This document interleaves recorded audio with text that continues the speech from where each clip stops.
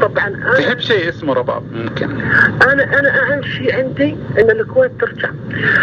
طبعا على التلفزيون وابكي ولابسه اسود، ما قضيت الاسود الا يوم التحرير. وغنيتي الكويت صاحت بليل وشدوا الحيل قالت لي الشيخة شو رايحك يا رباب انت كلها تبكين؟ قلت لها يريحني اني اغني.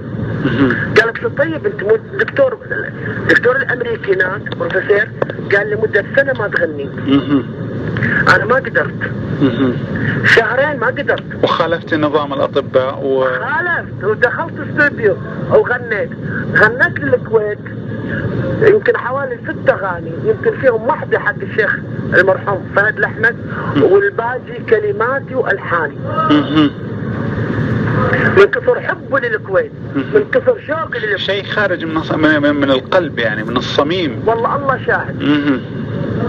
هي قلت شدوا الحيل، الكويت صاحت بليل، شيبوا شباب احنا، يا كويت لو صحنا عدونا من فوق الويل. الله الله، هذا كلامي والحاني. فأجاز وأول من طلع مسيرة في الإمارات، أول من طلع مسيرة في الإمارات هي رباب. مسيرتي عندي أهل كويتيين وعندي أصحاب وصديقات كلبونا، والسيارات كلها على شارع الكورنيش في الشارجة، السيارات كلها ورا رباب.